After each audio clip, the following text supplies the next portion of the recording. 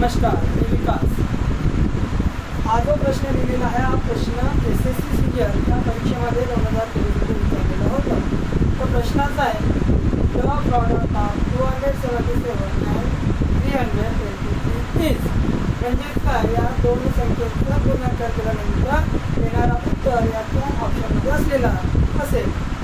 पण असे प्रश्न सोडत असताना आणि परीक्षेत जर आपल्याला टाईम वाचत असेल तर मी तुम्हाला 3 मेथड सांगणार। तर बघा, या प्रश्नाला आपण सोडवताना सर्वप्रथम जो बेसिक मेथड आहे मेथड नंबर 1 काय, 277 गुणिले जर आपण 323 केलं म्हणजे साधारणतः आपण काय करतो मित्रांनो, 277 गुणिले 323 बरोबर।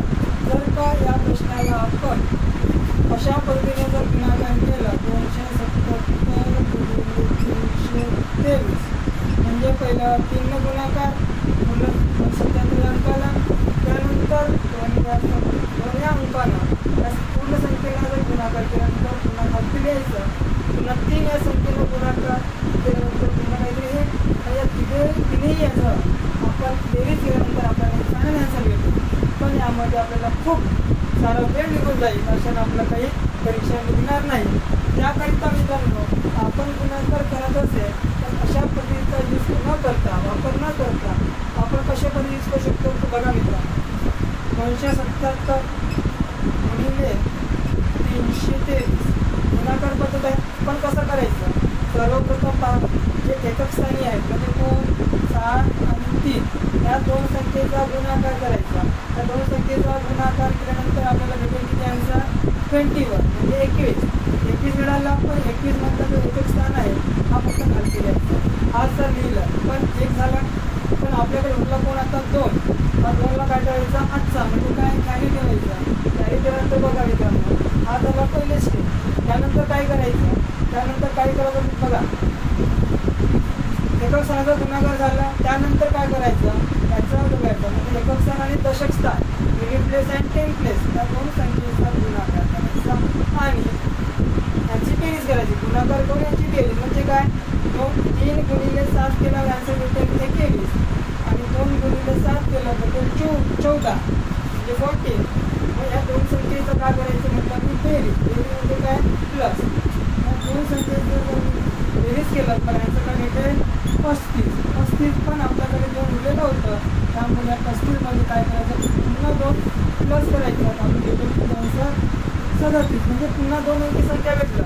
आपल्याला 2 अंकी संख्या लिहायची नाही, फक्त जो शेवटचा अंक आहे म्हणजे कोण, त्या ठिकाणी शेवटचा अंक कोण आहे 7 आहे। 7 लिहायचा बरोबर दशक स्थानाला 7 लिहिलं तर उरलं किती आपल्याकडे 3 पुन्हा शिल्लक आहे। 3 शिल्लक असल्यामुळे 3 हा काय करायचं पुन्हा कॅरी घेतला आणि याच्यानंतर काय झालं 2 स्टेप झाली। पण तिसरी स्टेप काय करायची, तिसरी स्टेप खूप महत्त्वाची आहे, लक्ष द्या। शतक आणि एकक म्हणजे कोणतं 2 आणि 3 याचा गुणाकार 2 × 3 केला आपल्याला आन्सर किती भेटेल 6। त्याच्यानंतर 2 आणि 7 3 आणि 7 याचा गुणाकार केला याचं किती भेटेल 21। आता उरले कोण मधली संख्या 7 आणि 2 यांचं पण गुणाकार करायचं म्हणजे असं 7 गुणिले 2 केल्यानंतर आपल्याला आन्सर किती भेटेल 14 बरोबर। आणि या तिन्ही संख्येचं काय करायचं प्लस करायचं, बेरीज करायचं। 6 मध्ये 21 विसरलं काय मिळेल 27 27 प्लस 40 27 प्लस 40 41 प्लस हा कॅरी होता आपण प्लस 3 केल्यानंतर भेटेल आपल्याला आन्सर 44 भेटला। पुन्हा आपल्याला 2 अंकी संख्या मिळाला, 2 अंकी संख्या आपल्याला पाहिजे का नाही, फक्त आपल्याला शेवटचा अंक म्हणजे एकक स्थान पाहिजे। एकक स्थान त्याला 4 लिहा खालती उरलं काय पुन्हा 4 उरलं तर 4ला काय घ्यायचं पुन्हा 8चा घ्यायचा म्हणजे कॅरी झाली 3 स्टेप। त्याच्यानंतर बघा त्यानंतर आता काय करायचं, त्यानंतर 34 स्टेप 2 आणि 2 यांचा गुणाकार करा, 2 आणि 2 यांचा गुणाकार केलं त्यांचं भेटेल 4। त्यानंतर क्रॉस मल्टिप्लाय 7 आणि 3 7 आणि 3 या संख्येचा अंकाचा गुणाकार केल्यानंतर आपल्याला आन्सर भेटेल 23 म्हणजेच काय 4 आणि 23 त्यानंतर त्यांचा बेरीज करायचा, त्याचा मिळेल आपल्याला 25. पण आपल्याला शिल्लक होतं 4 म्हणजे आपण मिसळवायचा प्लस करायचा 25 प्लस 4 केल्याने 29 तो 3 आहे. पण मी तुम्हाला वारंवार सांगितलं आहे जोपर्यंत शेवटचा टर्म येत नाही, शेवटचा येत नाही तोपर्यंत आपल्याला फक्त आणि फक्त एकक स्थान घ्यायचा. एकोणतीसमध्ये एकक स्थानी आहे 9, त्याच्यामुळे 9 घेतलं. दशक स्थानी 2 आहे, त्या 2 या संख्येला काय करायचं कॅरी म्हणजे आजचं. त्यानंतर बघा मित्रांनो एवढं झालं.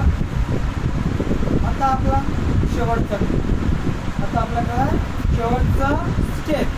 शेवटचा स्टेप काय आहे जे शतक स्थान आहे म्हणजे आपण पहिली स्टेप इकडून घेतलं तर आपली शेवटची स्टेप इकडून जे 2 गुणिले 3 इथे किती 6 आणि 6 मध्ये मिसळाले कोण 2 6 प्लस 2 आहे त्यानंतर कॅन्सर 8 मध्ये काय एकच चिन्ह आहेच नाही.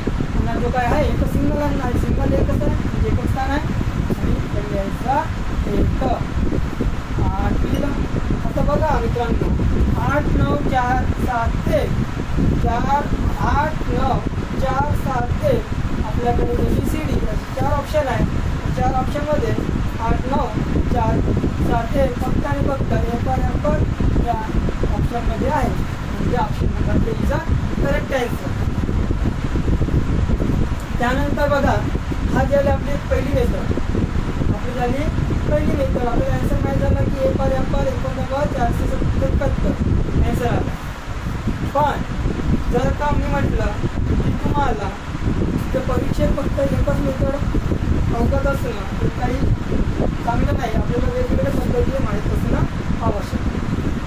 त्यानंतर बघा मित्रांनो गुणाकार कशाचे करायचे आहे सेकंड मेथडमध्ये 277 गुणिले 323 बरोबर प्रश्नार्थक चिन्ह बरोबर. त्यानंतर पहा यांचा गुणाकार करायचा आहे. पण तुम्हाला मी सांगतो जर का a² - b² असं असेल आपण ह्याला काय लिहू शकतो पहिल्या ब्रॅकेटमध्ये पहिल्या कंसामध्ये a + b आणि दुसऱ्या ब्रॅकेटमध्ये a - b असं असेल तर बघा आपल्याला ह्या 277 आणि 323 मध्ये असं काही सामंजस्य दिसत असेल की आपण या दोन्ही संख्येच्या गुणाकाराला अंकांच्या गुणाकाराला आपण या इक्वेशनमध्ये या फॉर्म्युलामध्ये आपण कन्वर्ट करू शकतो. तर कसा तर बघा मित्रांनो 277ला मी 300 -23 लिहू शकतो जसा मूळ. त्यानंतर बघा 323 आहे म्हणजे 300 पेक्षा 23 जास्त आहे म्हणजे 300 प्लस मी 23 लिहू शकतो. तर बघा मित्रांनो या ठिकाणी 300 - 23 300 + 23 म्हणजे आपल्याला a - b आणि a + b म्हणजे a - b a + b म्हणजे असं काय भेटेल a² - b² म्हणजे काय a² कोण आहे इथे 300 चा वर्ग स्क्वेअर मायनस b कोण आहे 23 चा स्क्वेअर. त्यानंतर 300 चा स्क्वेअर नसेल येत आपल्याला माहिती आहे 303 चा स्क्वेअर नाही आणि या ठिकाणी 2 0 आहे 2 शून्य आहेत आपण स्क्वेअर असल्यामुळे याच्या समोर 4 शून्य 4 मायनस 23 चा स्क्वेअर आहे. आता तुम्हाला हा माहीत असणं आवश्यक आहे. नसेल माहिती तुम्हाला शॉर्टकटमध्ये काढता येते. पण बघा मला माहिती आहे 529 जर माहीत नसेल तर कसं करायचं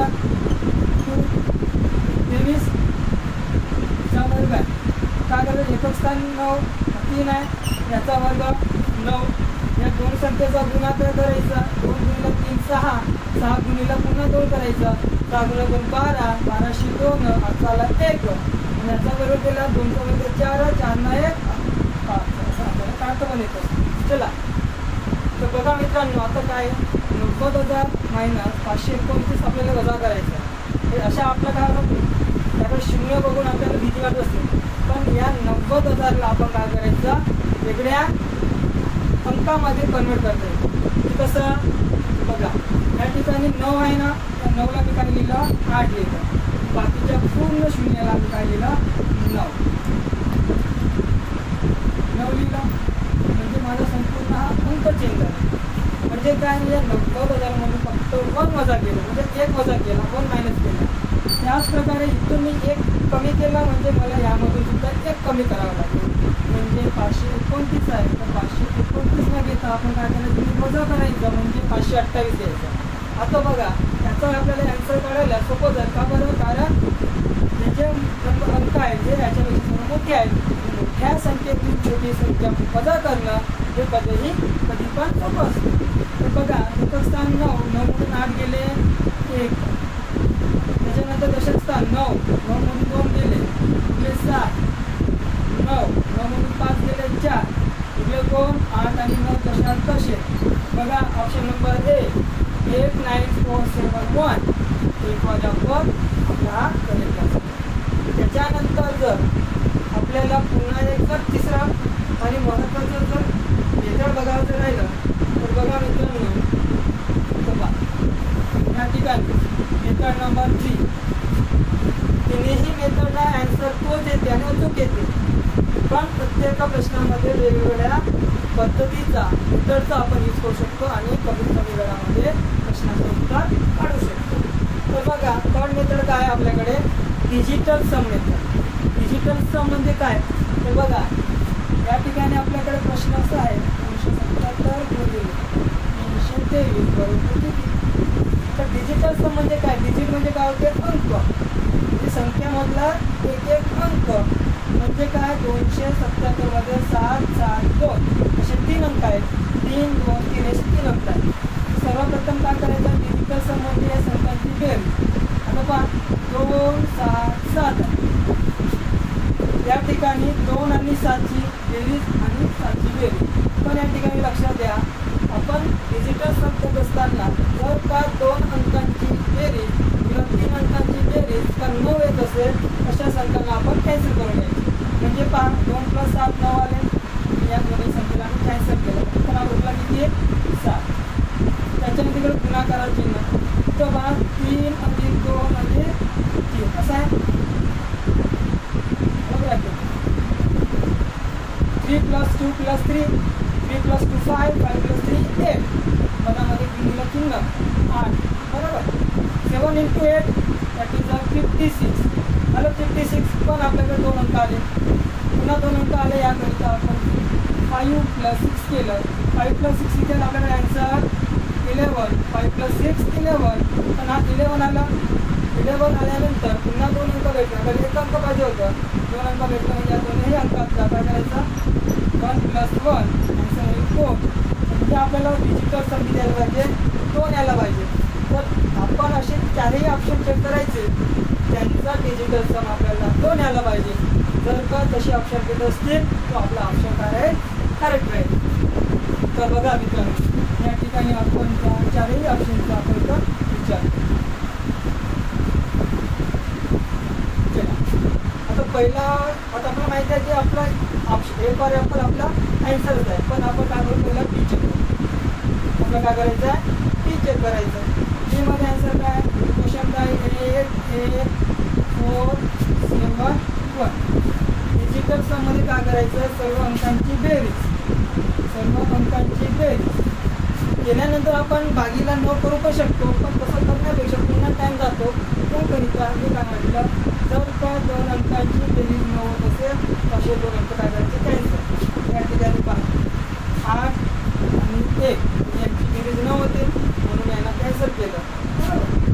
त्यानंतर बघा 8 + 4 + 7 असले, यांची बेरीज केलं. 8 + 4 12, 12 + 7 15. इथे 8 + 4 12, 12 + 7 19. किती होते, 19. 19 म्हणजे काय होते, जर मी यांची डिजिटल सम करण्याची जरूरत नाही, कारण हा 9 कॅन्सलच झाला. 9 कॅन्सल झाला, कॅन्सल केला आपल्याकडे 1, पण आपल्याला 1 पाहिजे नव्हतं, मी पाहिजे होतं 2. म्हणजे ऑप्शन म्हणजे हा काय आपल्या ॲन्सर राहू शकत नाही. त्यानंतर आपण चेक करू C option. Option number C काय म्हणते, 9, 1, 3, 7, 1. या तिघांची आपण 5 अंकांनी कागद आपल्याला बेरीज करायची आहे. आता मी म्हटलं जर का कोणत्या अंक असेल तो किती बनेल, त्याला कॅन्सल करायचं. त्यानंतर बघा 7 + 1 8, 8 + 1 9, फक्त आपला 2 3. आपल्याला पाहिजे होतं 2, आला 3, पण हा पण आपला ऑप्शन राहू शकत नाही. त्यानंतर बघा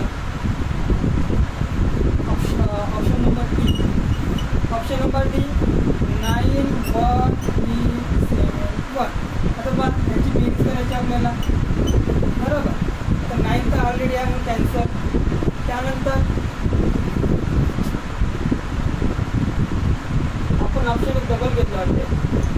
ऑप्शन सी आणि डी ते सेम दिसतात, पण आपण ऑप्शन काय सिलेक्ट केला त्यामध्ये आपण इथे 4 घेतलं, इथे 4